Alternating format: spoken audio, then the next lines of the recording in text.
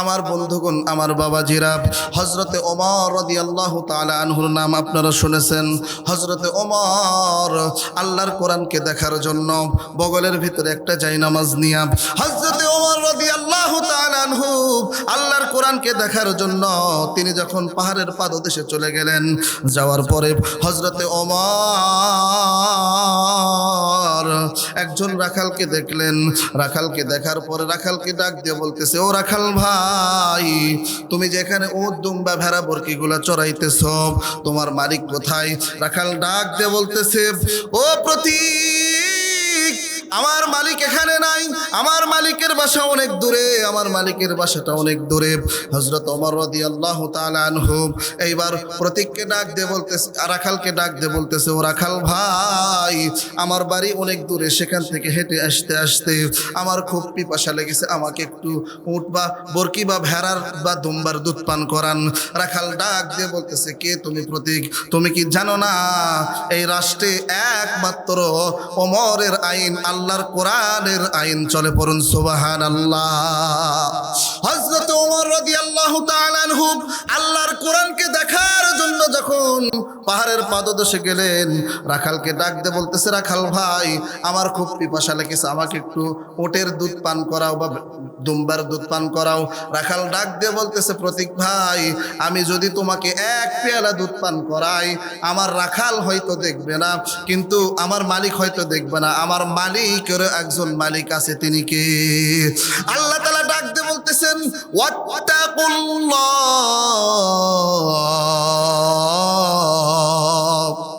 ও বান্দা, তুমি দুনিয়াতে যেটাই করো কেউ না দেখে কে? রাত্রে যখন ঘরের দরজা আটকে দিয়ে গুনাহ করেন তখন দেখে কে? রাত্রে যখন মানুষের হক যখন নষ্ট করেন কেউ দেখে না, দেখে কে বলেন তো? আল্লাহ দেখে না? হযরত ওমর রাদিয়াল্লাহু তাআলা আনহু রাখালকে ডাক দিয়ে বলতেছে, তোমার মালিক তো এখানে নাই, আমাকে এক পেয়ালা দুধ পান করাও। রাখাল বলতেছে, আমার মালিক নাই, কিন্তু মালিকের একজন মালিক আছে, তিনি কে? আল্লাহ।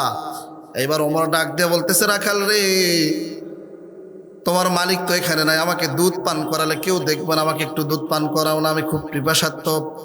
এবার রাখাল ডাক দিয়ে বলতেছে, কে গো প্রতীক, কোথায় তোমার বাসা? হযরত ওমর চিন্তা করতেছে, আমি যদি আমিরাল মুমিনিন, অর্ধ পৃথিবীর খলিফা, যদি আমি বলি আমি হযরত ওমর, তাহলে রাখাল তো ভয় পেয়ে যাবে। এই জন্য ফর এক্সাম্পল রাখালের একটা পরীক্ষা নেওয়া যাক, বোঝেন নাই? কি নেওয়া যাক? পরীক্ষা নেওয়া যাক। দেখেন আল্লাহর কোরআনের আইন কত সুন্দর। আজকে কোরআনের আইন প্রতিষ্ঠা করতে গেলে বলবে এরা রাজাকার, এরা শয়তান, এরা ইতর, এরা বান্দর, এদেরকে দেশের দায়িত্ব তুলে দেওয়া হবে না। এরা দিলে জুব্বার, যে বড় জুব্বা পরেছে, বুঝতে পারছেন, যদি দেশ দেন তাহলে জুব্বা ভর্তি করে টাকায় ঢুকাবে। এই মিয়া, কোনোদিন দেখছো আলেমরা ঋণ খেলাপি করছে? হ্যাঁ, কোনোদিন দেখেছো আলেমরা ঋণ খেলাপি করেছে? করেন নাই। প্রিয় ভাইরা, আমার কথাগুলো বুঝবেন। হযরত ওমর বলতেছেন, মিল্লাতা আবিকুম ইব্রাহিম হুয়া সাম্মাকুমুল মুসলিমিন। হযরত ওমর একটু কৌশল অবলম্বন করলেন। হযরত ওমর ডাক দিয়ে বলতেছে, ও রাখাল, আমি মিল্লাতা আবিকুম ইব্রাহিম হুয়া সাম্মাকুমুল মুসলিমিন, আমি একজন মুসলমান, তুমি যদি আমাকে দুধ পান করাইতে আমি খুব উপকৃত হতাম। এইবার রাখাল ডাক দিয়ে বলতেছে, তুমি যেহেতু মুসলমান পরিচয় দিয়েছো, মুসলমান পরিচয় দেওয়ার পরে তুমি কি জানো না হযরত ওমর রাদিয়াল্লাহু তাআলা আনহু কোরআন দিয়ে দেশটা পরিচালনা করতেছে? তুমি কি জানো না ওমর যদি এখানে দেখতো, ওমর যদি এখানে থাকতো, তোমাকে এই ওমর যদি এখানে থাকতো তাহলে তোমাকে দুধ চাওয়ার কারণে তোমাকে 3 মাস, সর্বনিম্ন 3 মাস কারাদণ্ডে দণ্ডিত করতে। পারেন সুবহানাল্লাহ। এ বেটা, তুমি কি জানো না কোথায় কি চাইতে হবে? কারণ আম্মা সাইলা ফালা তানহার, একজন মুসলমান জানে কোথায় চাইতে হবে, একজন মুসলমান জানে কোথায় কি চাইতে হবে। তুমি যেহেতু মিল্লাতা আবিকুম ইব্রাহিম হুয়া সাম্মাকুমুল মুসলিমিন, তুমি নিজেকে মুসলমান বলে পরিচয় দিয়েছো, ঠিক আছে, কিন্তু তুমি মুসলমান হিসাবে ফেলিওর মুসলমান, তুমি মুসলমান হিসাবে একজন গাধা মুসলমান, মুসলমান হিসাবে তুমি একজন অপরিচিত মুসলমান। পড়ুন সুবহানাল্লাহ। কাকে গাধা বলতেছে বলেন তো? গাধা কাকে বলতেছে? হযরত ওমর। এখন হযরত ওমর কে? অর্ধ পৃথিবীর খলিফা, কিন্তু পরিচয় দিছে কে? আমি একজন মুসলমান। দেখেন খেলাটা কোথায় জমা গেছে। প্রিয় ভাইরা আমার, হযরত ওমর রাদিয়াল্লাহু তাআলা আনহু রাখালের মুখে যখন এরকম কথা শুনলেন, হযরত ওমর বগলের তলে একটা জায়নামাজ নিয়েছিলেন। পাহাড়ের পাদদেশে গিয়ে হযরত ওমর জায়নামাজটা বিছাইয়া 2 রাকাত নামাজ পড়ে আল্লাহর কাছে হাত উঠায় ডাক দিয়ে বলতেছে, আল্লাহ, কোরআনের আইন যখন দুনিয়ার জমিনে কায়েম হয়ে যায়, চালু থাকে, তখন একজন রাখাল পর্যন্ত আপনি আল্লাহকে ভয় করে পড়ুন সুবহানাল্লাহ। কোরআনের আইন যদি দুনিয়ার জমিনে চালু থাকে, একজন পুলিশ কি ঘুষ খাবে? একজন ডাক্তার 700 টাকা ভিজিট নিয়ে 10 মিনিট দেখার পরে রোগী বলতেছে আপনার সবকিছু হয়ে গেছে, চলে যান। বলেন ডাক্তার না কষায়? এরা কথা বলেন না কেন আপনারা? এ ডাক্তার না কষায়? 1000 টাকা ভিজিট নিছে, নেওয়ার পরে বলতেছে 10 মিনিটে রোগী দেখে নাই, তাই আবার পরীক্ষা ছাড়া একটা রোগীও দেখতে পারে না।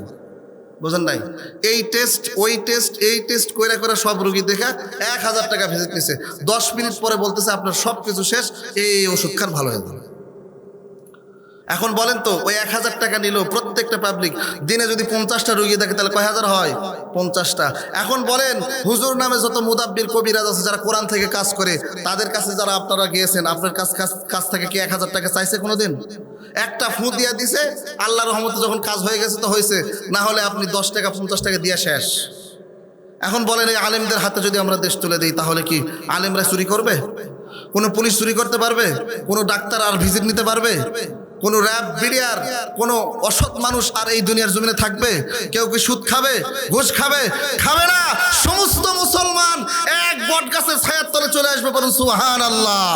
প্রিয় ভাইরা আমার, হযরত ওমর রাদিয়াল্লাহু তাআলা আনহু আল্লাহর কাছে হাত উঠাইয়া বলতেছে, আল্লাহ, আপনার কোরআনের আইন যদি দুনিয়ার জমিনে কায়েম থাকে, চালু থাকে, তাহলে এই দেশটা যে এত সুন্দর, এই রাষ্ট্রটা যে এত সুন্দর, সেই রাষ্ট্রটা সোনায় সোহাগা হয়ে যায়।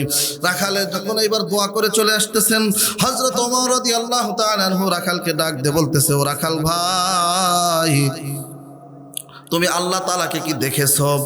তুমি যে ওমরের কথা বললে সেই ওমরকে দেখেছো? বলতেছে, আমি আল্লাহকে দেখি নাই, ওমরকেও দেখি নাই। কারণ ওমর পরিচয় দিয়েছে কি, আমি একজন মুসলমান, সাধারণ পরিচয়। আর ওমর চিন্তা করতেছে, আমি যদি মুসলমান, আমি যদি অর্ধ পৃথিবীর খলিফা পরিচয় দিই, বাদশাহ পরিচয় দিই, আল্লাহ যদি আমাকে ধরে তখন কি হবে? আল্লাহ যদি আমাকে ধরে কিয়ামতের দিনে, যে ওমর, একজন রাখাল তোকে প্রশ্ন করেছিল যে তুমি কে, তুমি বলে বড়াই করে তাকব্বরি করে বলেছিলা যে আমি অমুক, আমি তমুক, আমি এই সেই, কিন্তু তুমি তাকব্বরি করো নাই, আজকে সেই জন্য আমি তোমাকে ছাড় দিয়ে দিলাম। সুবহানাল্লাহ। এই জন্য আপনার কি আছে? অহংকার হচ্ছে আল্লাহর চাদর। যারা অহংকার করলো তারা আল্লাহর চাদর ধরে টান দিল, আর তারা আল্লাহর সাথে যুদ্ধ ঘোষণা করলো। কথা বলো ঠিক কিনা? প্রিয় ভাইরা আমার, এইবার যখন হযরত ওমর রাদিয়াল্লাহু তাআলা আনহু রাখালকে ডাক দিয়ে বলতেছে, রাখাল ভাই, তুমি কি ওমরকে দেখেছো? এইবার রাখাল ডাক দিয়ে বলতেছে, না না, আমি ওমরকে দেখি নাই। হযরত ওমর ডাক দিয়ে বলতেছে, তুমি ওমরকে দেখো নাই, কিন্তু তুমি ওমরের শাসনকে এত কেন প্রাধান্য দাও মানব? এইবার রাখাল ডাক দিয়ে বলতেছে, ভাইজান, আমি ওমরের শাসন এই জন্যই মানি যে ওমর কোরআন দিয়ে দেশ পরিচালনা করে। পড়ুন সুবহানাল্লাহ। ওমর ডাক দিয়ে বলতেছে, রাখাল রে, তুমি যে ওমরকে দেখো নাই, আল্লাহকে দেখো নাই, তুমি যে ওমরকে মানো, তুমি কি ওমরকে দেখেছো? ওমরের সঙ্গে যদি তোমার সাক্ষাৎ হয়, ওমরের কাছে তুমি কি চাইবা? এইবার হযরত রাখাল ডাক দিয়ে বলতেছে, ভাইজান, যদি ওমরের সঙ্গে আমার দেখা হয়, তাহলে আমি আল্লাহর কাছে চাইবো যে আমি 2টা জিনিস চাইবো। আল্লাহর কাছে আমি 2টা জিনিস চাইবো। আজান হচ্ছে।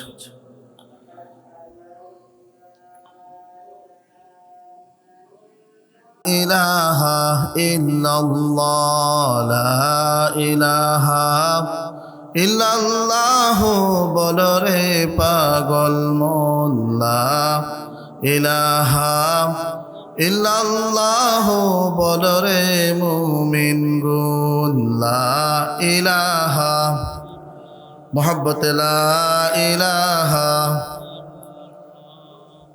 সোনার মদিনা বহু দূরে, কিন্তু মদিনাওয়ালা এ অন্তরে। জিকির করেন লা ইলাহা,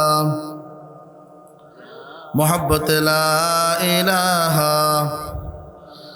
ভাইজান, নামাজ রোজা সাইরো না, নামাজ রোজা সাইরো না, মা বাবার খেদমত ভইল না।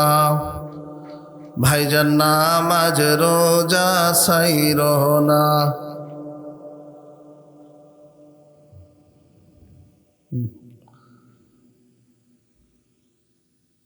বাবা মার খেদমত ভুইল না। নবীর সুন্নত সাইরো না ভাই, নবীর সুন্নত সাইরো না। লা ইলাহা নামাজ রোজা সাইরো না, বাবা মার খেদমত ভুইল না। নবীর সুন্নত সাইরো না ভাই, নবীর সুন্নত সাইরো না। লা ইলাহা মুহাব্বত লা ইলাহা। মৌতের কালে বুঝিতে পারিবে, মরণের কালে বুঝিতে পারিবে, এই কালিমার কতই গুণ। লা ইলাহা ইল্লাল্লাহু বলরে পাগল মন। লা ইলাহা ইল্লাল্লাহু বলরে মুমিন গুণ। লা ইলাহা লা ইলাহা ইল্লাল্লাহু মুহাম্মাদুর রাসূলুল্লাহ সাল্লাল্লাহু আলাইহি ওয়াসাল্লাম। আমার বন্ধুগণ, আমার ভাইরা, আল্লাহ রাব্বুল আলামিন সুন্দর করে কোরআনুল কারীমের ভিতরে জানাইয়া দিতেছেন, ইয়া আইয়ুহাল্লাযীনা আমানুত্তাকুল্লাহা হাক্কা তুকাতিহি ওয়া লা তামুতুন্না ইল্লা ওয়া আনতুম মুসলিমুন।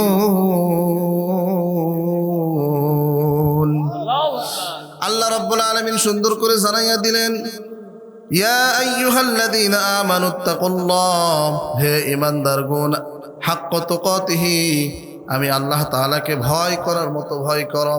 ওয়ালা তামুতুন্না ইল্লা ওয়া আনতুম মুসলিমুন, এবং অবশ্যই কবরে আসার আগে, দুনিয়া ছাড়ার আগে মুসলমান হইয়া কবরে আসো। সুবহানাল্লাহ। আমার আল্লাহ জানাইয়া দিলেন, কবরে আসার আগে দুনিয়ার জমিন থেকে মুসলমান হইয়া যাইতে বললেন। মুসলমান হওয়ার মতো মুসলমান। এখন বলেন তো, আমি মুসলমান, আমার দাদা মুসলমান, আপনি মুসলমান, আপনার বাবা মুসলমান, আপনার ছেলে মুসলমান, আপনার সন্তান মুসলমান, আপনার সমস্ত গোষ্ঠী ফ্যামিলি সবাই মুসলমান।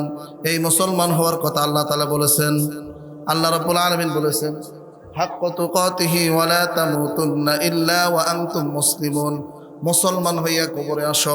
আমরা এমন মুসলমান কোরআনুল কারীম পড়তে জানি না, আমরা এমন মুসলমান কোরআনুল কারীমটা হাত দিয়ে ছুঁয়ে দেখতে জানি না, পড়ার তো দূরের কথা, পড়তেও জানি না সহিভাবে। কথা বলুন ঠিক কিনা?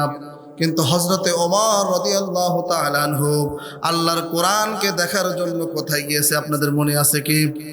হযরতে ওমর রাদিয়াল্লাহু তাআলা আনহু শুধু অর্ধ পৃথিবীর খলিফা ছিলেন না, তিনি এই মুসলমান উম্মার জন্য যেই আশারে মুবাশশারা 10 জন সাহাবী যারা জান্নাতে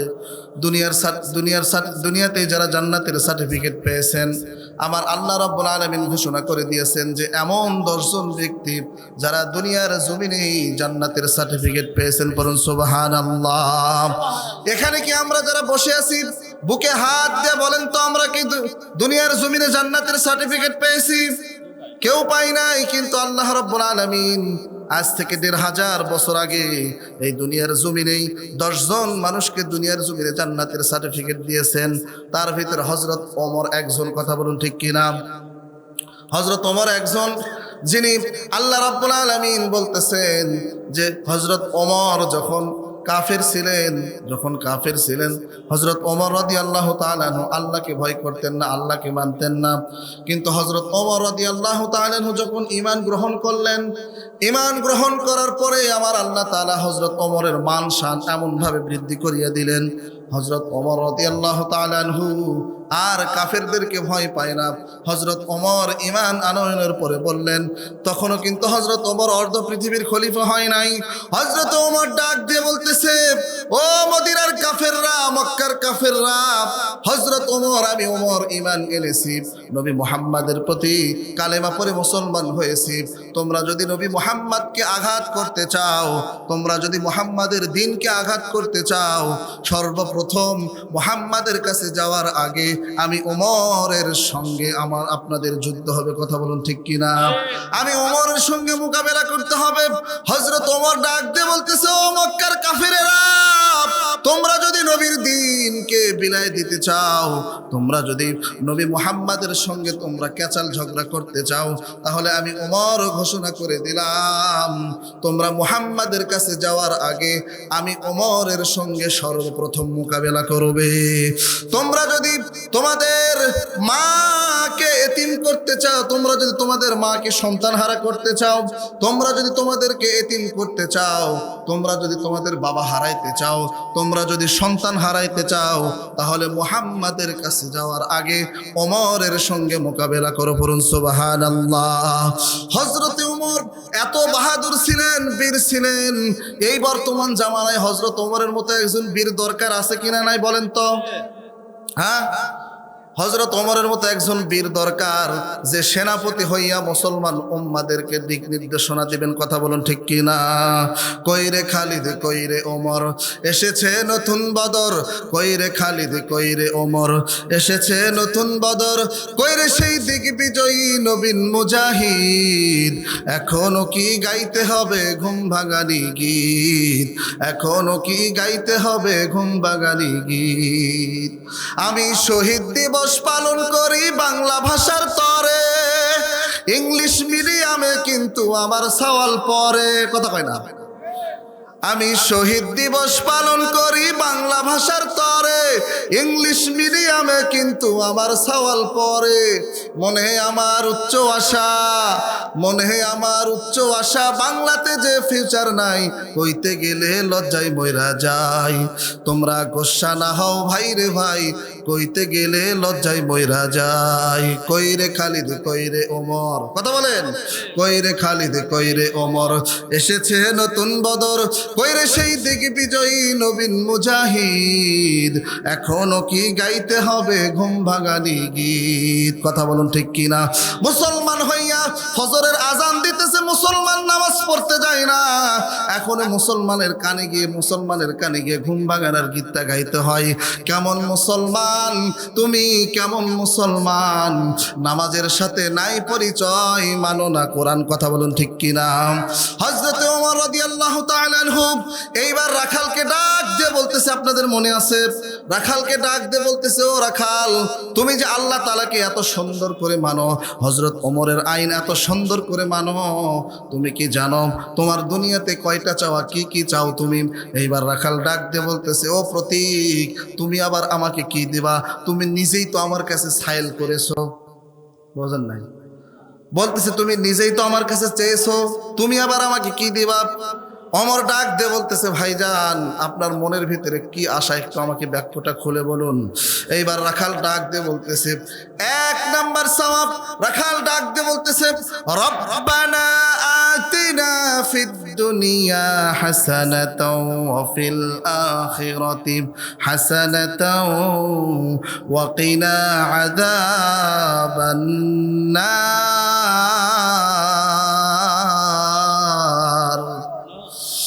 প্রতীক রাখাল ডাক দিয়ে বলতেছে, ও প্রতীক ভাই, আমি আল্লাহ তাআলার কাছে একটা জিনিসই চাই, সেইটা হচ্ছে রব্বানা আতিনা, আমার রব যেন ফিদ দুনিয়া, আমাকে যেন দুনিয়াতে মাফ করে দেয়, হাসানা ওয়া ফিল আখিরাতি হাসানা, এবং আখিরাতে যেন আল্লাহ তাআলা মাফ করে দেয়। কোথা থেকে?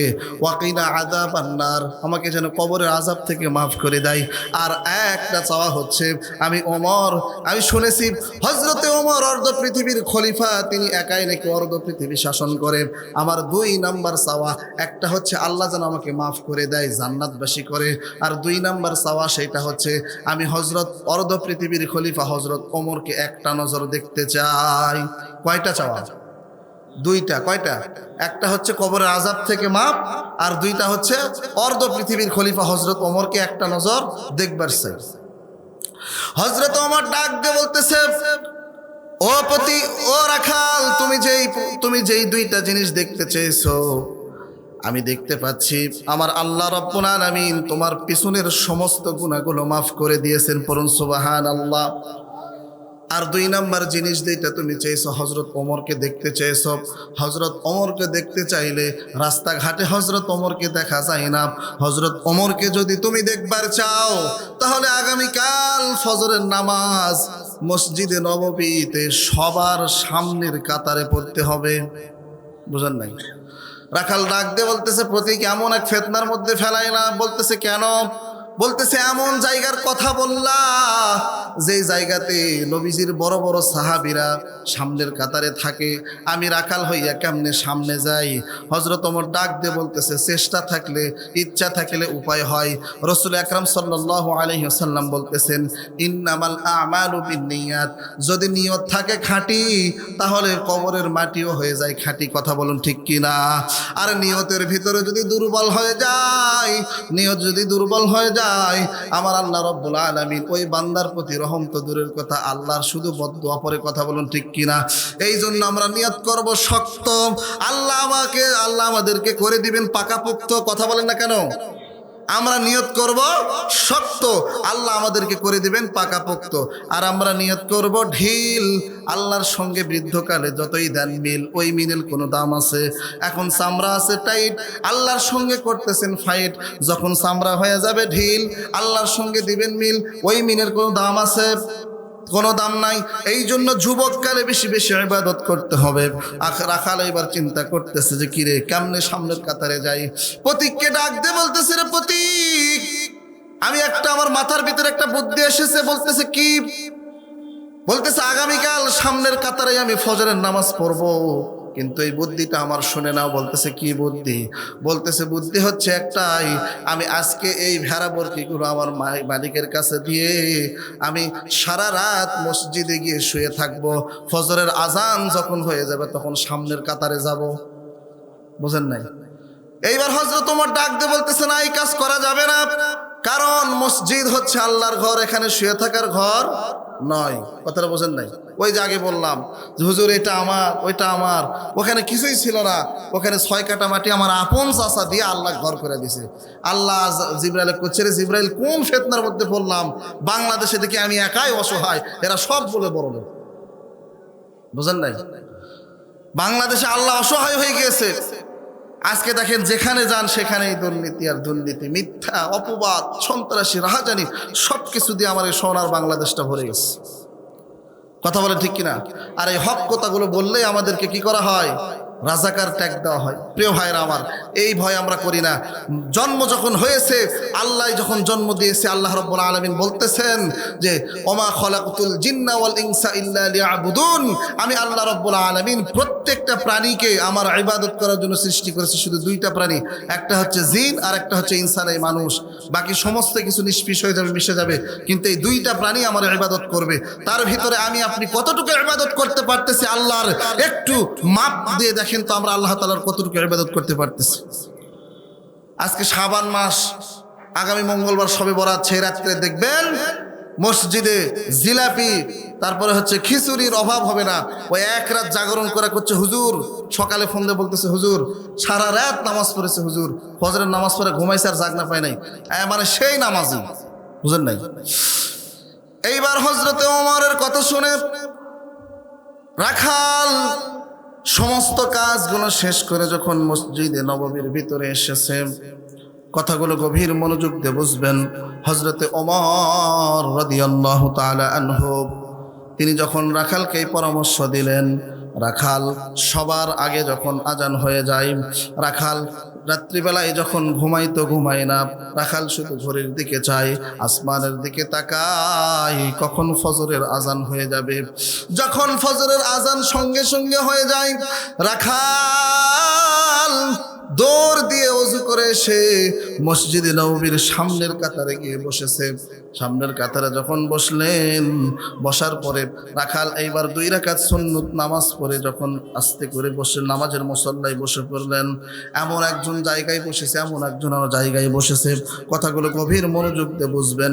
রাখাল এইবার যখন ওখানে বসে আছে, মসজিদে নববীর বারান্দায় থেকে আরেকজন সাহাবী তিনি খেয়াল করে দেখতেছেন যে তার জায়গায় কে একজন যেন বসেছে। তার নাম হচ্ছে হযরত ওসমান রাদিয়াল্লাহু তাআলা আনহু। রাখাল যেখানে বসেছে ওই জায়গাতে কি বসে? ওসমান বসে।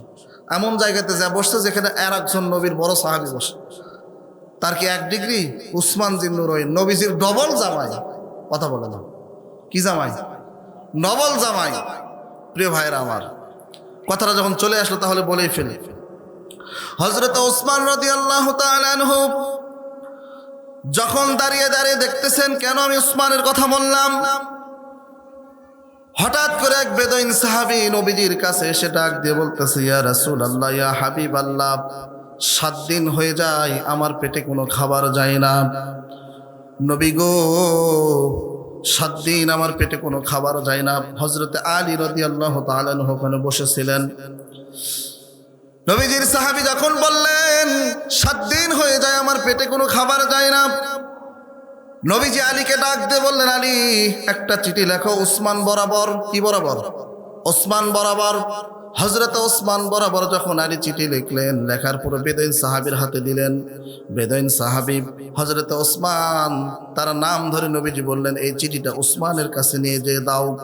বেদুইন সাহাবী যখন ওসমানের কাছে গেলেন, যাওয়ার পরে দূর থেকে দেখতেছে হযরত ওসমান রাদিয়াল্লাহু তাআলা আনহু তার ম্যানেজারকে 4 আনার জন্য কান ধরে উঠবস করাইতেছে। কয় আনা? 4 আনা। কয় আনা? 4 আনা। 4 আনার জন্য কান ধরে উঠবস করাইতেছে। বেদুইন সাহাবী একবার সিটির দিকে তাকায়, একবার পেটের দিকে তাকায়, আর একবার ওসমানের দিকে তাকায়। নবীজি এমন একজন সাহাবীর কাছে আমাকে দিয়ে পাঠাইলেন যে সাহাবী এত কিপটা, 4 আনার জন্য তার ম্যানেজারকে কি করাইতেছে? কান ধরে উঠবস করাইতেছে। এইবার ওই বেদুইন সাহাবী ওসমানের কাছে আর চিঠি দিলেন না, চলে আসলেন।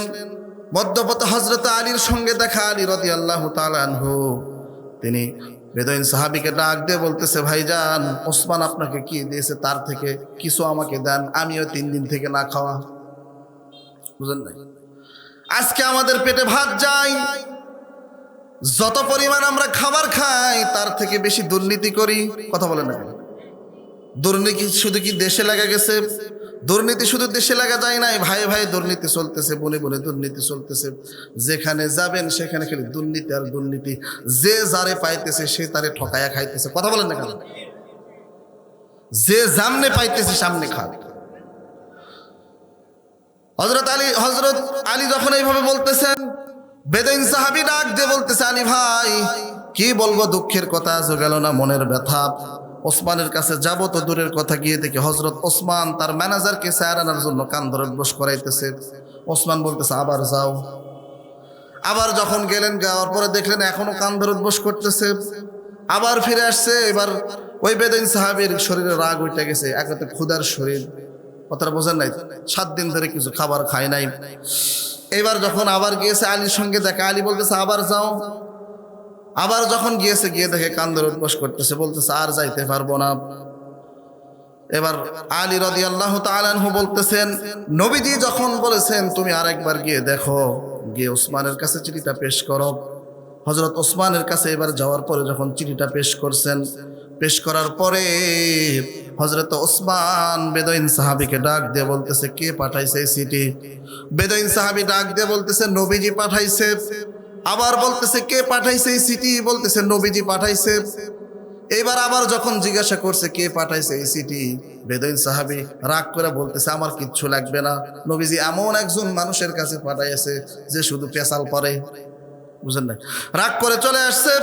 আসার পরে নবীজির কাছে বিচারতেছে, ইয়া রাসূলুল্লাহ, ইয়া হাবিবাল্লাহ, আমাকে এমন একজনের কাছে পাঠাইলেন যে 4 আনার জন্য তার ম্যানেজারকে কান ধরে বস করাচ্ছে। বুঝেন না? হযরত ওসমান রাদিয়াল্লাহু তাআলা আনহু আমার দিকে তাকান, মাথায় করে 2 বস্তা টাকা এনে নবীজির পায়ের পা মোবারকে ফালাইয়া দিছে, দিয়া বলতেছে, ইয়া রাসূলুল্লাহ, আপনি এমন একজন মানুষকে পাঠাইয়াছেন, আমি 2 বার বলেছি কে পাঠাইয়াছে, বলছে ওসমান নবীজি পাঠাইয়াছে, বলতেছে কে পাঠাইছে, বলছে নবীজি পাঠাইছে। ও যতবার আপনার নাম বলতো ইয়া রাসূলুল্লাহ, ওয়াল্লাহি বিল্লাহি তাল্লাহি, আল্লাহর কসম করে বলতেছি, আপনি নবীর নাম যদি ও 50 বার নিত, আমি ওসমান ওকে 50 বস্তা টাকা দিতাম। সুবহানাল্লাহ। সেই ওসমানের জায়গায় কে বসে আছে? হ্যাঁ, রাখাল বসে আছে। হযরত ওসমান রাদিয়াল্লাহু তাআলা আনহু ভিতরে ঢুকে জায়নামাজটা রাখালের পাশে বিছাইয়া 2 রাকাত সুন্নত পড়ে হযরত ওমর, আমরা সুন্নত পড়ার পরে বসে থাকি না, হযরত ওসমান রাদিয়াল্লাহু তাআলা আনহু মিটি মিটি খালি রাখালের দিকে চাইতেছে। রাখাল এবার চিন্তা করতেছে, কিরে বেটা আমার দিকে তাকাই কে? কিছু কিছু মূর্খ মানুষ দেখবেন ওর দিকে তাকাইলেই অন্যায়, বুঝেন নাই, তাকালেই শেষ। ওসমান রাদিয়াল্লাহু তাআলা যখন তাকাইতেছে, রাখাল এবার চিৎকার করে বলতেছে, এই বেটা তুমি আমার দিকে তাকাও কে? তো কি সমস্যা? ওসমান রাদিয়াল্লাহু তাআলা আনহু ডাক দিয়ে বলতেছে, ভাইজান আপনাকে তো কোনোদিন সামনের কাতারে দেখি নাই। বলতেছে, দেখবার পারবা না, কারণ আমি পিছনের লোক। কিসের লোক? পিছনের লোক। আজকে সুযোগ পাইছি তাই সামনে ঢুকা পড়ছি। বলতেছে, কেন ঢুকছেন? বলতেছে, দেখার জন্য ঢুকছি। হযরত ওসমান রাখালের 2টা হাত জাপটে ধরে বলতেছে, ভাইজান অনেক দিন হলো সামনের কাতারে নামাজ পড়ি, দেখতে পাই নাই, আজকে আপনি যখন দেখবেন আমিও একটু আপনার সঙ্গে দেখবার চাই। বুঝেন নাই? এখন বলেন তো, রাখাল দেখবে কাকে? ওমরকে। ওসমান দেখবে কাকে? নামাজের মালিক আল্লাহকে। বুঝেন নাই? অনেক দিন থেকে সামনের কাতারে নামাজ পড়ি, দেখতে পাই না, কিন্তু আজকে আপনার সাথে আমি একটু দেখতে চাই। 2 জনের মনে 2 চিন্তা। বুঝেন নাই? হযরতে ওসমান রাদিয়াল্লাহু তাআলা আনহু এইভাবে যখন বলতেছে, রাখাল বলতেছে, তুমি এতদিন থেকে সামনের কাতারে নামাজ পড়ো, তুমি দেখতে পাও নাই। তুমি এই জন্যই দেখতে পাও নাই কারণ তুমি একজন একটা মূর্খ মানুষ। তুমি আমার দিকে কেন এতবার চাও? কি সমস্যা? আমার কি চেহারা রূপ জ্বলছে নাকি? হযরত ওসমান বলতেছে, এত কিছু বুঝি না ভাই, আপনি যখন দেখবেন আমাকে একটু দেখাবেন, এক কথাই শেষ। রাখাল ডাক দিয়ে বলতেছে, যখন আসবে তখন এমনিই দেখতে পাবো, আমাকে দেখা লাগবে না। এবার হযরতে ওমর রাদিয়াল্লাহু তাআলা আনহু নামাজের সময় যখন হয়ে গিয়েছে, পিছন থেকে নামাজের মুসল্লায়, কারণ ইমাম শব্দের অর্থ নেতা, আর যেই নেতা নামাজ পড়ানোর মতো যোগ্যতা রাখে না, ওই নেতা কিন্তু নেতা নয়। কথা বলেন না কেন? হযরত ওমর যখন অর্ধ পৃথিবীর খলিফা, অর্ধ জামানা যখন শাসন করতেছেন, তিনি নামাজের মুসল্লায় দাঁড়াবেন, কারণ ইসলামের নিয়মই হচ্ছে এটা যে অর্ধ পৃথিবী যে দেশ শাসন করবে সেই হচ্ছে নামাজ পড়াবে। বোঝেন নাই? নামাজের মুসল্লায় যখন গিয়েছে, মুয়াজ্জিন সাহেব যখন ইকামত দিতেছে, মুয়াজ্জিন সাহেব যখন বলছে আল্লাহু আকবার, আল্লাহু আকবার, রাখাল ডাক দিয়ে বলতেছে, কিসের আল্লাহু আকবার? জোরে বলতেছে আল্লাহু আকবার। এইবার মুয়াজ্জিন ডাক দিয়ে বলতেছে, বেটা নামাজ শুরু হলে না তুমি লোকমা দিলা কেন? বলতেছে, এই প্রতীক কেন সামনে এসেছে? বুঝেন নাই? কারণ প্রতীক পরিচয় দিয়েছে কে? হযরত ওমর।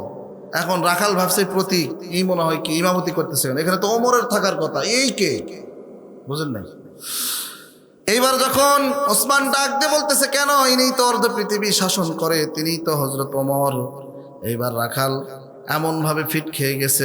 ওমর রাদিয়াল্লাহু তাআলা আনহু বলতেছে, ও নবীজির সাহাবীরা, তোমরা কোনো টেনশন করো না, নামাজ শেষ হওয়ার পরে রাখালকে আমি ধরব। নামাজ যখন শেষ হয়ে গেলেন, নামাজ শেষ হওয়ার পরে নবীজির সমস্ত সাহাবীরা যখন ওমরের কাছে বিচার দিলেন, হযরতে ওমর রাদিয়াল্লাহু তাআলা আনহু ডাক দিয়ে বলতেছে, ও নবীজির সাহাবীরা, গতকালকে যখন আমি আল্লাহর কোরআন দেখার জন্য পাহাড়ের পাদদেশে গিয়েছিলাম, যাওয়ার পরে রাখালের সঙ্গে আমার সাক্ষাৎ হয়েছিল, রাখালের সঙ্গে আমার দেখা হয়েছিল। রাখালকে আমি বললাম, আমাকে 1 পেয়ালা উটের দুধ দেওয়া হোক বা দুম্বার দুধ দেওয়া হোক। রাখাল আমাকে দেয় নাই। রাখাল আত্তাকুল্লাহ, আল্লাহকে ভয় করেছে, আল্লাহর প্রতি বিশ্বাস, আল্লাহর ঈমান তার ভিতরে এমনভাবে ঢুকে গিয়েছে, সে আমাকে 1 পেয়ালা তো দূরের কথা 1 ফোঁট পরিমাণ দুধ আমাকে দেয় নাই। বলুন সুবহানাল্লাহ। এই রাখালের ঈমান দেখে আমি তাকে পরিচয় দিয়েছিলাম যে আমি অর্ধ পৃথিবীর খলিফা ওমর নয়, মিল্লাতা আবিকুম ইব্রাহিম হুয়া সাম্মাকুমুল সাম্মাকুমুল মুসলিমিন। আমি মুসলমান পরিচয় তাকে দিয়েছিলাম, এই জন্যই সে আমাকে প্রতীক মনে করেছে যে এখানে হযরত ওমরের থাকার কথা, এই জন্য সে লোকমা দিয়েছে। তার ঈমানের জোর দেখে, তার ঈমানের জজবা দেখে আমি ওমর এত বিচলিত হয়েছি, আমি ওমর এত খুশি হয়েছি। আমার আল্লাহ নিজেই ঘোষণা দিয়েছে, ইয়া আইয়ুহাল্লাযীনা আমানুত্তাকুল্লাহা হাক্কা তুকাতিহি ওয়া লা তামুতুন্না ইল্লা ওয়া আনতুম মুসলিমুন।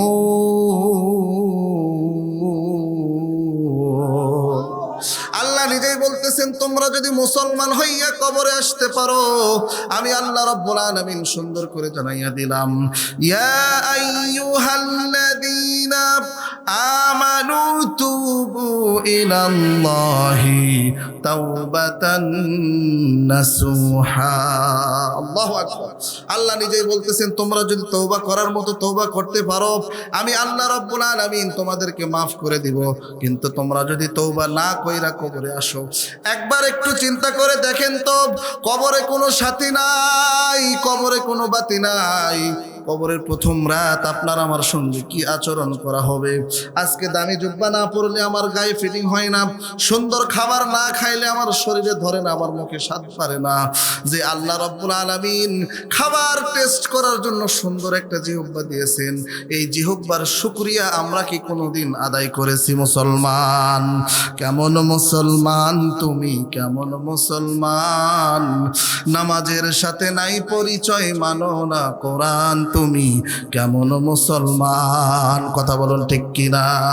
আল্লাহ রাব্বুল আলামিন এই জন্য জানাইয়া দিলেন, ওয়া মা খালাকতুল জিন্না ওয়াল ইনসা ইল্লা লিয়াবুদুন।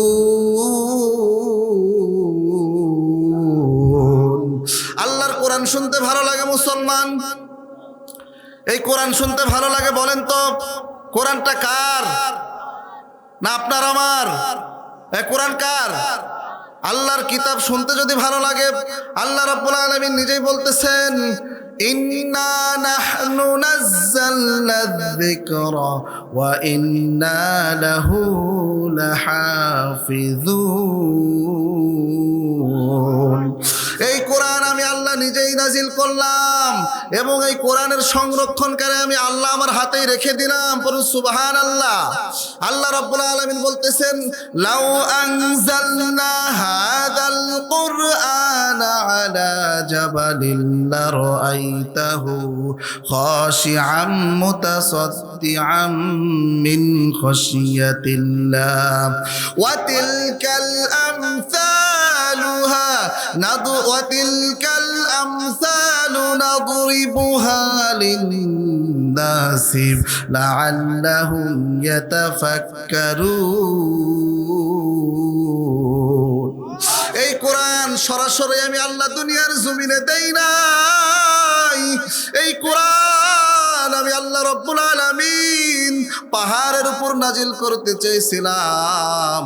মানুষের থেকে পাহাড় কিন্তু শক্তিশালী, একটু খেয়াল করে দেখেন, মানুষের থেকে পাহাড় কিন্তু শক্তিশালী। আমি আল্লাহ রাব্বুল আলামিন লাউ আনজালনা হাযাল কুরআন আলা জাবাল, জাবাল শব্দের অর্থ হচ্ছে কি? পাহাড়।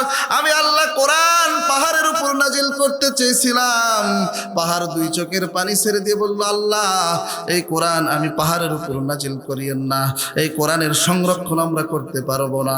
এই কোরআন আমি আসমানের উপর নাজিল করতে চেয়েছিলাম, আসমান দুইটা চোখের পানি ছেড়ে দিয়ে ডাক দিয়ে বলেছে, আল্লাহ আমার উপর নাজিল করেন না। হাদাল কুরআন আলা জাবালিন লারাআইতাহু খাশিআম মুতাসাদ্দিআম মিন খাশিয়াতিল্লাহ। এই কোরআন সর্বশেষে আমি আল্লাহ রাব্বুল আলামিন মানুষের উপর নাজিল করে দিয়েছি। মানুষের উপর নাজিল করার পরে দুনিয়ার জমিনে খেয়াল করে দেখবেন মানুষের ছোট ছোট বাচ্চা কোরআনের হাফেজ হইয়া দুনিয়ার জমিনে ঘুরতেছে। ও মুসলমান, এত সুন্দর তার তেলাওয়াত, এত সুন্দর তার তেলাওয়াত, এত সুন্দর তার তেলাওয়াত, এত সুন্দর কণ্ঠ। যখন ছোট ছোট বাচ্চাগুলো কোরআন সিনার ভিতরে নিয়ে ঘুরে, এমন কোন বৈজ্ঞানিক পৃথিবীর ভিতরে সৃষ্টি হয় নাই যে বৈজ্ঞানিক মানুষের শরীরটা দেহটা ফেলে চিরে যদি শেষ করে দেয়, কোরআন কোথায় আছে সে কি বের করতে পারবে? পারবে? হ্যাঁ, ছোট ছোট বাচ্চাগুলো কোরআন সিনার ভিতরে নিয়ে ঘুরতেছে। আর আমি আপনি কোরআন পড়ার বয়সও হয় নাই, আমরা মনে করি কোরআনের ছাত্র হওয়ারও বয়স হয় না। মনে একবারও চাই না যে আমি কোরআন পড়তে পারি নাই কিন্তু আমার সন্তানটাকে কোরআনের হাফেজ বানাই। কথা বলুন ঠিক কিনা? আমি কোরআন পড়তে পারি নাই, আমার ছেলেরাই কোনো সমস্যা নাই, কিন্তু বিলহামলা খাদিজাতুল কুবরা রাদিয়াল্লাহু তাআলা আনহা এই মাদ্রাসাতে যদি আমার মেয়েকে আমি ভর্তি করিয়ে দিই, আমার মেয়ে কোরআনের হাফেজ হইয়া কিয়ামতের দিনে আমাকে শাফায়াত করে জান্নাতের দিকে টেনে নিয়ে যাবে। সুবহানাল্লাহ। আল্লাহ রাব্বুল আলামিন সুন্দর করে জানাইয়া দিলেন, ক্বাদ আফলাহাল মুমিনুনাল্লাযীনা হুম ফি সালাতিহিম খাশিউন। আল্লাহ নিজেই বলতেছেন সূরা মুমিন কোরআনুল কারীমের 23 নম্বর সূরা। কয় নম্বর সূরা? 23 নম্বর সূরা। আল্লাহ তাআলা নিজেই বলতেছেন ক্বাদ আফলাহাল মুমিনুন, প্রকৃত মুসলমান ওই মুসলমান, আল্লাযীনা হুম ফি সালাতিহিম খাশিউন, যে মুসলমান তার নামাজের ভিতরে খুশু খুদু নামাজটা গুরুত্ব সহকারে পড়লো, সেই হচ্ছে প্রকৃত মুসলমান। এখন বলেন তো, দুনিয়ার জমিনে কোরআন পড়া তো দূরের কথা, এই কোরআন এমন জায়গাতে রাখছে, কোরআনে এই যে মাকড়াস আছে না, মাকড়াসে জাল দিয়া কোরআন শেষ হয়ে গেছে, ময়লা পড়া শেষ হয়ে গেছে। নিজের ঘরের টিভি ওয়ালে একটা টিভি লাগাইছে, 70 বার করে সারাদিনে মোছে। কোরআনটা এমন জায়গাতে রাখছে একবারও হাত দেয় না। কথা বলেন না কেন? আছে না মুসলমান? প্রিয় ভাইরা আমার, প্রধান বক্তা চলে এসেছে, তিনি রেস্ট করতেছে। ঠিক আছে, আপনারা সকলে প্যান্ডেলের ভিতরে চলে আসুন। ঠিক আছে, তো আমি যেটা বলতে চাচ্ছিলাম যে কোরআন এমন জায়গাতে রাখছে, নিজের ঘরের টিভি কয়বার মোছে? 70 বার করে মোছে, আর কোরআনের দিকে তাকায়ও না। বোঝেন নাই? ওই যে কোরআন পড়া শিখছে, বুঝতে পারছেন, সেই কোরআন হাত দিয়ে ধরেও না, ছোঁয়ও না। এখন ঘটকের কাছে যা বলতেছে, ঘটক সাহেব আমাকে একটা মেয়ে দাও, বেটা বিবাহ করাবো। ঘটক সাহেব এমন একটা মেয়ে বিয়ে দিছে, দিয়া বলতেছে এমন একটা মেয়ে তোমাকে দিলাম, নামাজ কালাম, ঠিক আছে, কোরআন তেলাওয়াত, নামাজ কালাম কোরআন তেলাওয়াত কাজে কামে দেখা লাগবে না। কি বলছে? নামাজ কালাম কোরআন তেলাওয়াত কাজে কামে দেখা লাগবে না। বিয়ের 6 মাস বেটার বউ অজুর পানি আগে দেয়, বুঝলেন? তারপরে নামাজ পড়ে শ্বশুরের সামনে। যেমন ভোট আলে দেখবেন কিছু নেতা 1 ওয়াক্ত নামাজ 5 বার পড়ে। কয়বার? যেখানে যায় দেখবে যে মানুষ বেশি, ওখানে যায় সেলাক বলবে যায় নামাজ বিছা করছে, হুজুর আসরের নামাজ তো 3 বার হয়ে গেছে, করছে মানুষ বেশি, এটি বিছা রে, এটি নামাজ হয়ে যাবে আজকে। বুঝলেন না? 1 ওয়াক্ত নামাজ 5 বার পড়ে শেষ, করছে হুজুর 5 বার হয়ে গেছে, করছে আরো 6 বার হোক। জনগণ এখানে যেখানে বেশি আছে, লোকজন দেখুক যে নেতা নামাজ পড়ে। কি পড়ে? কিন্তু ভোটের পরে শেষ। প্রিয় ভাইরা আমার, এই জন্য আমি বলতে চাই যে কোরআনুল কারীম, এই কোরআনুল কারীমের সংস্পর্শে যারা আসবে তারা ম্যাগনেট হয়ে যাবে, পরশপাথর হয়ে যাবে, লোহাতে লাগবে সোনা হয়ে যাবে, যেখানে যাবে তারা সোনা হয়ে যাবে। দেখেন না, বাংলাদেশ, বিভিন্ন দেশ, আর্জেন্টিনা, ব্রাজিল, আজকে তারা ফুটবলে তারা বিশ্বকাপ নিতেছে, কিন্তু আমার সোনার বাংলার ছেলেরা সারা বিশ্বে একটা দুইটা নয় 183, 84, 85 দেশকে পিছনে ফেলাইয়া বাংলাদেশের সুনাম তারা বয়ে আনতেছে। সুবহানাল্লাহ। তো প্রিয় ভাইরা আমার, এই জন্য আমরা কোরআনুল কারীমের সংস্পর্শে আসবো। তো কি বলতেছে? যে নামাজ কালাম সিলাই ফোরাই কাজে কামে দেখা লাগবে না। বিয়ার 6 মাস হেবি খেদমত করে, বিয়ার 6 মাস যাওয়ার পরে আর অজুর পানিও আগে দেয় না, নামাজও পড়ে না, কোরআন তেলাওয়াত করে না। ঘটকের সঙ্গে বুড়িগঞ্জ বাজারে দেখা, ঘটককে ডাক দিয়ে বলতেছে, ঘটক কি একটা মেয়ে দিলাম, 6 মাস যাবৎ নামাজ কালাম সব কিছু পড়লো, 6 মাস পরে আর পড়ে না, ব্যাপার কি? বলতেছে আপনাকে শুরুর দিনেই বলেছিলাম নামাজ কালাম সিলাই ফোরাই কাজে কামে দেখা লাগবে না, তা আপনি দেখে দেখে করবে নাকি? বোঝেন নাই? আপনি কি দেখে দেখে করবে? আগেই বলছিলাম দেখা লাগবে না। এই জন্য আল্লাহর কোরআনের হাফেজ আপনার মেয়েকে বানান। এই মেয়েটা কিয়ামতের দিনে আপনাকে জান্নাতের দিকে টেনে টেনে নিয়ে যাবে। বলুন সুবহানাল্লাহ। আর যারা কোরআন পড়বে না, কোরআনের দিকে আসবে না, আমার আল্লাহ রাব্বুল আলামিন সুন্দর করে জানাইয়া দিতেছেন, দুনিয়ার মানুষেরা তোমরা শুনে নাও, কোরআনুল কারীমের সংস্পর্শে আসবে, কোরআনুল কারীম ধরবে, ছুঁবে। তুমি যদি কোরআন পড়তে না পারো, কোরআনটা বুকে নিয়ে একটু আল্লাহর কাছে হাত উঠাইয়া কাঁদো, আল্লাহর কাছে আসমানের দিকে মুখটা উঁচু করে কাঁদো, আল্লাহ আমি কোরআন পড়তে পারি না, ওগো মালিক আমি কোরআন পড়তে পারি না মাওলা। কোরআন বুকে দিয়া, কোরআন বুকে হাত দিয়ে একটু বলেন না যে আল্লাহ আমি কোরআন পড়তে পারি না, আপনি এমন একটা ক্ষমতা আমাকে দিন, আগামীকাল থেকে যেন আমি কোরআনুল কারীমটা সহিভাবে পড়তে পারি।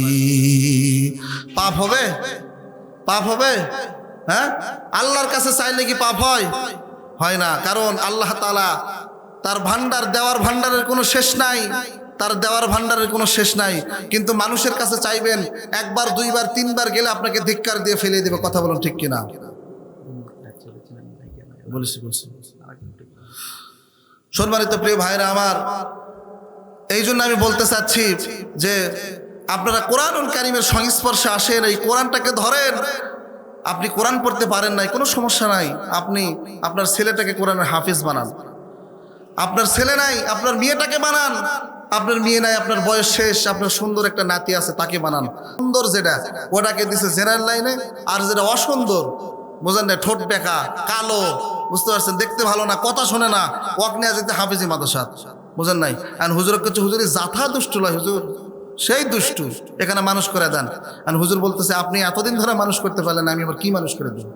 বলতেছে সেই দুষ্টু, এটা এখানে মানুষ করে দেন। আপনার এই দুষ্ট সন্তানটাকে 1 বছর 2 বছর 5 বছর পরে দেখবেন হুজুর কোরআনের হাফেজ বানিয়ে দেয়। সুবহানাল্লাহ, বাড়ির যা বলেন, চিৎকার দিয়ে বলেন সুবহানাল্লাহ। তো প্রিয় ভাইরা আমার, এই কোরআনুল কারীমের সংস্পর্শে আসতে রাজি আছেন তো ইনশাআল্লাহ? কোরআনুল কারীমের সংস্পর্শে আসতে রাজি আছেন তো ইনশাআল্লাহ? প্রিয় ভাইরা আমার, হযরতে ওমর রাদিয়াল্লাহু তাআলা আনহু এবার যখন সমস্ত সাহাবীদেরকে বলতেছেন যে ও নবীজির সাহাবীরা, তোমরা এই রাখালকে কিছু বলিও না, এই রাখালের ঈমান দেখে আমি ওমর অবাক হয়ে গেছি। বলুন সুবহানাল্লাহ। যেই ওমরকে দেখলে মদ পর্যন্ত দুধে পরিণত হয়ে যায়, সেই ওমরকে যখন রাখাল এবার চিনতে পারে না, পরে যখন চিনতে পেরেছে, হযরতে ওমরের গলা ধরে বলতেছে, ইয়া আমিরাল মুমিনিন, আমি সত্যি আল্লাহি বিল্লাহি তাল্লাহি, আল্লাহর কসম করে বলতেছি আমিরাল মুমিনিন, আমি আপনাকে চিনতে পারি নাই, আমি আপনাকে চিনতে পারি নাই। নবীজির সমস্ত সাহাবীরা চোখের পানি ফেলে কাঁদতেছে, সমস্ত সাহাবীরা কাঁদতে কাঁদতে হু হু করে কাঁদতেছে। এবার হযরত ওমর দাঁড়াইয়া বলতেছে, নবীজির সাহাবীরা, রাখালের ঈমান তোমরা যদি দেখতা, তোমরাও আমার মতো পাগল হয়ে যাইতা। কারণ যেই ওমর একদিন এক রাস্তা দিয়ে গেলে শয়তান কয়দিন যায় না বলেন তো? 40 দিন যায় না। সেই ওমরকে রাখাল চিনতে পারে নাই, তুচ্ছ তাচ্ছিল্য করেছে। পরে যখন তাদের মোয়ালাকা হয়ে গেল, তখন নবীর সমস্ত সাহাবীরা কাঁদতেছে। বলুন সুবহানাল্লাহ। দেখেন, এইরকম একটা ওমর এই জামানায় দরকার আছে কিনা নাই বলেন? সত্যি করে বলবেন, আছে কিনা নাই? বুকে হাত দিয়ে বলেন তো নাই? ওমর একদিন রাস্তাঘাটে হাঁটতেছে রাত্রিবেলা, বুঝতে পারছেন, দেখ মাতাল ছেলে মদ খায় ঘুরতেছে। হযরত ওমরকে দেখার পরে তার হুঁশ হয়ে গেল। কারণ কাকে দেখছে বোঝেন নাই? মনে আজরাইল দেখছে। তো ওমর রাদিয়াল্লাহু তাআলা বলতেছে, এই বেটা তুমি এখানে কেন, এত রাত্রে কি করো? বলতেছে, হুজুর কিছুই করি না, এমনি ঘোরাফেরা করতেছি। তো বলতেছে, হাতে তোমার পিছনে এটা কি? বলতেছে, আমিরাল মুমিনিন, আমার পিছনে এটা হচ্ছে দুধের বোতল। বলছে, দেখি দেখি। যুবক যখন এরকম ভাবে হাতটা সামনে নিয়ে আসছে, যুবক দেখে অবাক হয়ে গিয়েছে যে আমি খাইতেছিলাম মদ, আমিরাল মুমিনিন তার কাছে কইলাম যে দুধের বোতল, আল্লাহ রাব্বুল আলামিন দুধের বোতলেই পরিণত করে দিয়েছেন। পুরো সুবহানাল্লাহ। আর দেরি করব না, ও আমিরাল মুমিনিন, আপনি আপনার হাতে কালিমা পড়াইয়া আমাকে একটু মুসলমান বানাইয়া দেন। এই জন্য আল্লাহ রাব্বুল আলামিন নিজেই বলতেছেন, ইয়া আইয়ুহাল্লাযীনা আমানুত্তাকুল্লাহা হাক্কা তুকাতিহি ওয়া লা তামুতুন্না ইল্লা ওয়া আনতুম মুসলিমুন। সম্মানিত প্রিয় ভাইয়েরা আমার, মুসলমান হয়ে কবরে যাবেন, এই রাজি আছেন তো ইনশাআল্লাহ? আমাদের প্রধান বক্তা কিন্তু চলে আসছে, তিনি রেস্ট করতেছেন, সম্ভবত কয়েক মিনিটের মধ্যে তিনি চলে আসবেন। আপনারা যারা বাইরে ঘোরাফেরা করতেছেন প্যান্ডেলের ভিতরে ঢুকে পড়ুন, প্রধান বক্তা চলে আসছে, দেখেন তো একটু বুকে হাত দিয়ে দেখেন একটু চোখের পানি ফেলাইতে পারেন কিনা। আজকে দুনিয়ার জমিনে মুসলমান হইতে যাইয়া কত মানুষ মার খাচ্ছে, মুসলমানিত্ব আনতে যাইয়া কত মানুষ পাকড়া হয়ে যাচ্ছে, ধরতেছে। আমার আপনার মতো মুসলমান ছিলেন, কত মুসলমান দুনিয়ার জমিন থেকে বিদায় হয়ে গেলেন, কত মুসলমান কবরে শায়িত হয়ে গেলেন। কিন্তু আমি আপনি কবে যাব, কখন যাব, এইটার কোনো ঠিকানা নাই, কোনো সময় নেই। আপনি নামাজে দাঁড়াইছেন, হুট করে আল্লাহ তাআলা আজরাইলকে পাঠাইয়া দিয়ে বলতেছে বান্দার হায়াত শেষ হয়ে গেছে, কবরের ডাকে সাড়া জানিয়ে আসো। আপনি একটা খারাপ কাজ করতে গিয়েছেন, তখন আজরাইলকে পাঠাইয়া আপনার জীবনটা কবজ করে নিয়ে আসছে। দেখেন তো একটু চিন্তা করে ফিকির করে দেখেন, আর দুনিয়া সিজনুল মুমিন ওয়া জান্নাতুল কাফির, এই দুনিয়া কাফেরদের জন্য জান্নাত আর মুসলমানদের জন্য কি দোজখখানা। এই দোজখখানায় আপনি কয়েদি হইয়া জ্বলতেছেন।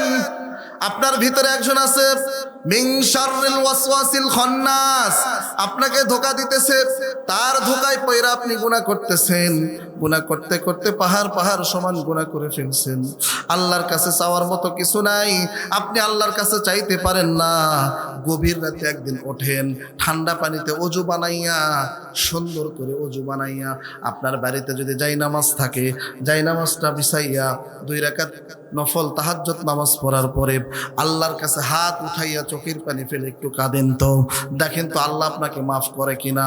আল্লাহর কাছে হাত উঠাইয়া এইভাবে বলবেন, ওগো আরশের মালিক, আপনার মতো আপনার কাছে চাওয়ার আমার কিছুই নাই, আমি চাইতেও পারি না, মূর্খ মানুষ। কিন্তু আল্লাহ, জীবনে যত গুনাহ করেছি, ও আরশের মালিক, জীবনে যত গুনাহ করেছি গো মাওলা, ছোট থেকে ছোট, বড় থেকে বড়, যত গুনাহগুলো করেছি, এই সমস্ত গুনাহগুলো আপনি আমার মাফ করিয়া দেন। 2টা চোখের পানি ফেলে একটু কাঁদেন তো, আল্লাহ আপনাকে কি মাফ করবে না বলেন? মাফ করবে না? একটু ফিকির করেন, দুনিয়ার শেষ দিন যেই দিন আপনার হয়ে যাবে, বরের পাতার গরম জলে গোসল করাইবে, ছেলে মেয়ে গেলে এতিমের মতো বাবা বাবা বলে চিৎকার করবে, আপনার আর চাওয়ার মতো কিছু থাকবে না। যেই জমিনটার লাইগা আপনি এত কষ্ট করলেন, যেই ফ্যামিলির জন্য আপনি এত কষ্ট করলেন, ইমাম গাজ্জালি বলতেছে দুনিয়ার জমিনে এমন একটা নেশা আছে, এই নেশা যখন একটা মানুষ পান করে, মৃত্যু না হওয়া পর্যন্ত সে আর তার জ্ঞান ফিরে না। সেই নেশাটার নাম হচ্ছে দুনিয়া। কি সেই নেশাটার নাম? কি? দুনিয়া। আপনাকে হায়াত দিয়ে, আপনার নাটাই আল্লাহর হাতে রেখে দিয়ে আপনাকে ছেড়ে দেওয়া হয়েছে। আপনি দুনিয়ার জমিনে ঘুরতেছেন আর মনে করতেছেন যে এইটাই হচ্ছে আমি, দুনিয়াতে আসছি, খাবো দাবো চলে যাবো, আমার কিচ্ছু করতে হবে না। আজকে বুকে হাত দিয়ে বলেন এখানে কয়জন আছেন 5 ওয়াক্ত নামাজ পড়েন? আজকে ফজরের নামাজ কয়জন পড়েছেন? আমি যদি বলে হাত উঠান, দেখবেন কি কয়েকজন মুরব্বী হাত উঠেছে, বাকি কেউ ফজরের নামাজ পড়ে নাই। একটু চিন্তা করে দেখেন, আল্লাহ তাআলা বললেন ওয়াকিমুস সালাত, তোমরা নামাজ কায়েম করো, নামাজ পড়ো। এই নামাজটা হচ্ছে নিজের জন্য। নিজে যখন নামাজ পড়বো, নিজের প্রশান্তি আসবে। নিজে যখন নামাজ পড়বো, রাসূল আকরাম সাল্লাল্লাহু আলাইহি ওয়াসাল্লাম বলেছেন মিফতাহুল জান্নাতিস সালাত, নামাজ হচ্ছে বেহেশতের চাবি। কঠিন কিয়ামতের ময়দানে আল্লাহর কাছে গিয়ে বলবেন, আল্লাহ, দুনিয়ার জমিনে আমি নামাজ পড়েছি, রোজা করেছি, গো আল্লাহ, আমাকে জান্নাত দেওয়া হোক। আল্লাহ বলল, ওই যে তোমার জন্য জান্নাত বরাদ্দ হয়েছে, ওখানে যাও। গিয়ে যখন জান্নাতের সামনে দাঁড়াইবো, জান্নাতের দরওয়াজা খোলে না।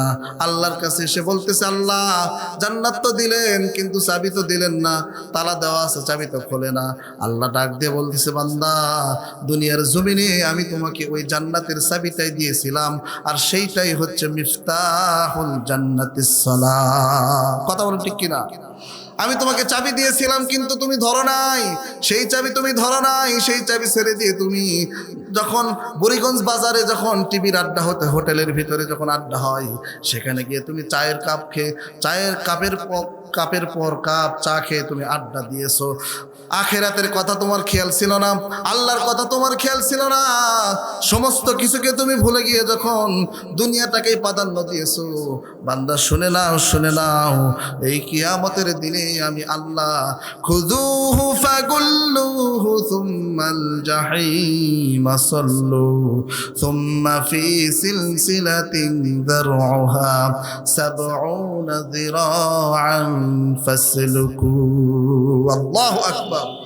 আল্লাহ তাআলা বলবেন কিয়ামতের দিনে তাদেরকে ধরা হবে, পাকড়াও করা হবে, আগুনের শিকল দিয়ে টেনে টেনে জাহান্নামের দিকে নিয়ে যাওয়া হবে। সমস্ত কিয়ামতবাসী ডাক দিয়ে বলবে, আল্লাহ ওনাদেরকে কোথায় নিয়ে যাওয়া হচ্ছে? আল্লাহ রাব্বুল আলামিন ডাক দিয়ে বলবে, দুনিয়ার জমিনে এরা নিজেদেরকে বড় মনে করতো, তাকব্বরি মনে করতো। দুনিয়ার জমিনে মনে করতো আমি একজন, আমার উপরে আর কেউ নাই, আমি সব কিছু, আমার উপরে আর কেউ নাই। আমি দুনিয়ার যত ইজ্জত কামাই করেছি, মানুষ গেলে 10টা জায়গায় গেলে আমাকে সম্মান দেয়, আমাকে সম্মানের চেয়ারটা এগিয়ে দেয়।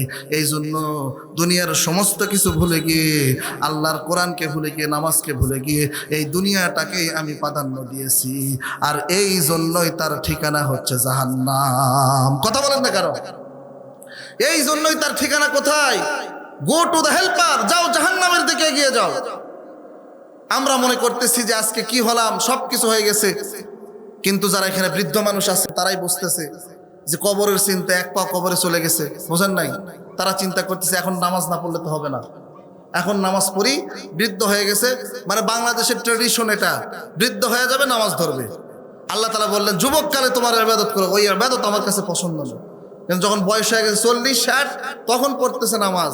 এখন উজু করতে গেছে, যায়া দেখে উজু করছে, এই যে এই জায়গায় পানি ভরে নাই, ও দেখতেই পায় নাই, বুঝেন নাই? সে দেখতেই পায় নাই, তার ওজুর এখানে যে পানি থাকে নাই, সে দেখতেই পায় নাই। সে মনে করতেছে আমার ওজু হয়ে গেছে। কবরের ভিতরে এক পা চলে গেছে, মসজিদে ঢুকাছে চেয়ার, বুঝতে পারছেন?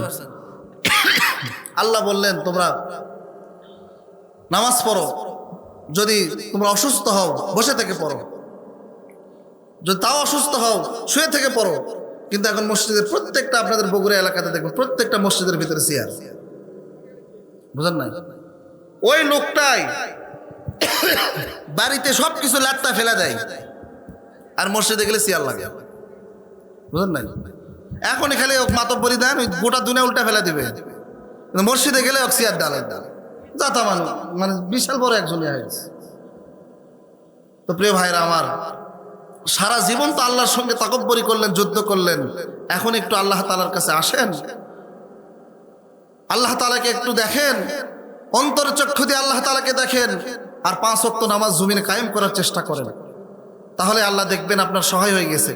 আর আল্লাহ যদি আপনার সহায় হয়ে যায়, তাহলে আর কেউ আপনার পিছনে লাগতে পারবে না। প্রিয় ভাইরা আমার, ছোট্ট একটা ঘটনা বলি। দুনিয়ার সমস্ত কিছু যদি আপনার বিরুদ্ধে চলে যায়, দুনিয়ার সমস্ত কিছু যদি আপনার বিরুদ্ধে চলে যায়, আপনার জন্য সারা দুনিয়ার মানুষ যদি আপনার ভালাইয়ের দোয়া করে, আর আল্লাহ যদি আপনার উপর নারাজ হয়ে যায়, ওই দোয়া কবুল হবে? দুনিয়ার সমস্ত কিছু আপনার পক্ষে বিপক্ষে, কিন্তু আল্লাহ আপনাকে ভালোবাসেন। দুনিয়ার সমস্ত মানুষ মিলে যদি আপনাকে টেনে নামাইতে চায়, আল্লাহ আপনাকে ভালোবাসেন, দুনিয়ার সমস্ত মানুষকে আপনাকে টেনে নামাইতে পারবে? পারবে না। এই জন্য সৃষ্টির বিরুদ্ধে যায়েন না, সৃষ্টির বিরুদ্ধে যায়েন না। প্রিয় ভাইরা আমার, তৎকালীন সময় ইরাকে একজন মুহাক্কিক আলিম ছিলেন, তার বাবা মা আলিম ছিলেন, আলিমা ছিলেন। হঠাৎ করে তিনি তার বাবা মা সৃষ্টির বিরুদ্ধে গিয়ে একটা দোয়া করেছিলেন। আর যারা আলেম, মুহাক্কিক আলিম, মুস্তাজাবুদ দাওয়া, আল্লাহ রাব্বুল আলামিন তাদের দোয়া সঙ্গে সঙ্গে কবুল করে নেয়। সুবহানাল্লাহ। এইবার যখন এই আলেমের সঙ্গে যখন দেখা হয়ে গেল একজন ইরাকের ব্যক্তির, আলেমকে ডাক দিয়ে বলতেছে, হঠাৎ করে গিয়ে দেখে ওই একজন আলেম, মুহাক্কিক আলেম, তার সন্তান 2টা শূকরকে গা ধুয়ে দিচ্ছে।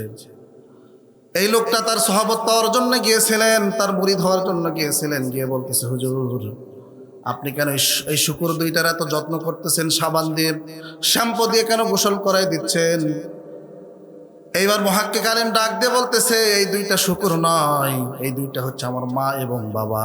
কি বলতেছে? আমার মা এবং বাবা। তো আপনার মা বাবা কেন এরকম পরিণত, এরকম হালত কেন হলো? বলতেছে, আমার মা বাবা 2 জনে আলেমা ছিল, মুস্তাজাবুদ দাওয়া ছিল। তারা আল্লাহর কাছে যেই দোয়া করতেন, আল্লাহ রাব্বুল আলামিন সঙ্গে সঙ্গে সেই দোয়া কবুল করে নিতেন।